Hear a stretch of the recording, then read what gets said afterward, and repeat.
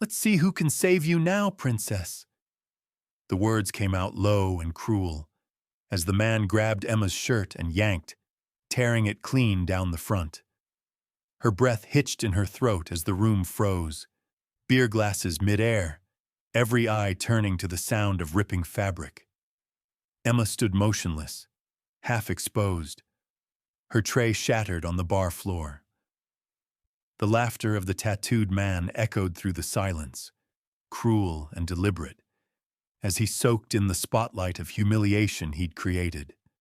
He was a monster of a man, sleeves of ink, muscles bursting through a tank top, and that look in his eyes that said he got off on dominance.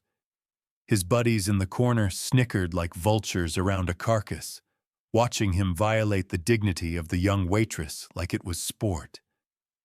But what he didn't know, what he was too arrogant to realize, was that this wasn't just any bar, and Emma wasn't just any girl.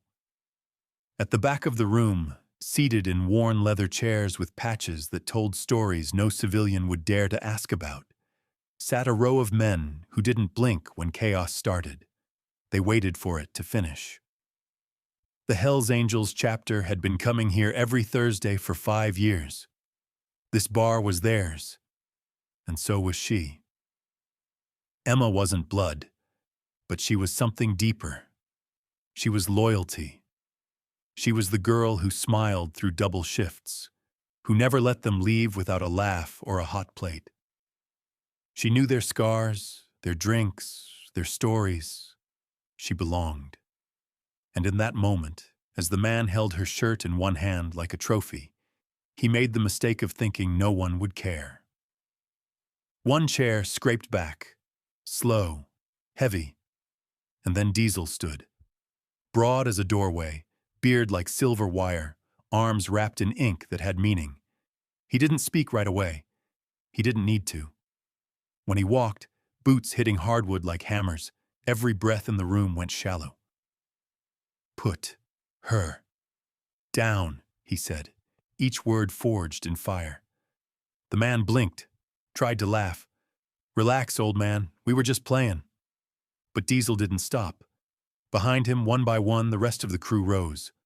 Hawk, Bear, Switchblade. Names earned, not chosen. Vests lined with road dust and loyalty. Emma's lip trembled, not from fear, but because she realized these men were about to go to war for her. The man scoffed, shifting nervously now. She was flirting. She wanted it. Girls like her always do. That was the last thing he said, standing up. Because in a blur, Hawk moved, the quietest man in the room, the one who never spoke unless it mattered. His fist landed like a thunderclap. The guy flew backward, crashing into a table, his friends jumping up, only to find themselves surrounded by leather and fury. No chaos, no shouting, just the hum of something ancient. Brotherhood. The kind of justice that doesn't call the cops because it doesn't need to. Diesel stepped over the groaning man and leaned in close. "Touch her again," he growled, "and you'll leave, in pieces."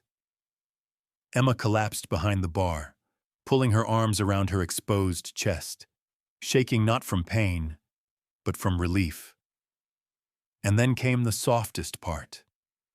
A leather vest, warm and worn, draped over her shoulders.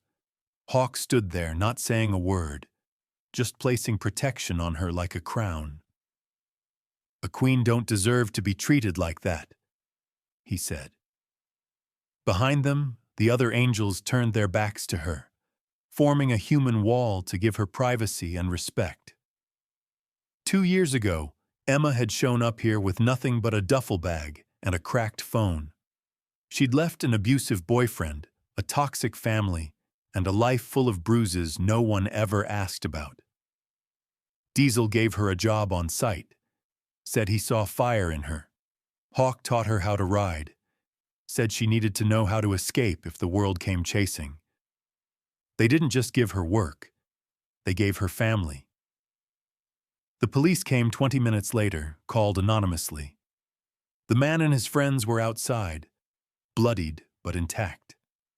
No one pressed charges. No one needed to. The message had been delivered. Scrawled on a napkin left on the table where the man had sat were just 4 words: "We protect our own." Inside, Emma stood taller than she ever had. Her hair still a mess, the vest still draped over her like armor. She turned to the crew, heart pounding, tears dried by something fiercer than pain: dignity. Diesel lifted his beer and nodded to her. To Emma, the toughest angel in this bar. The whole place rose in applause.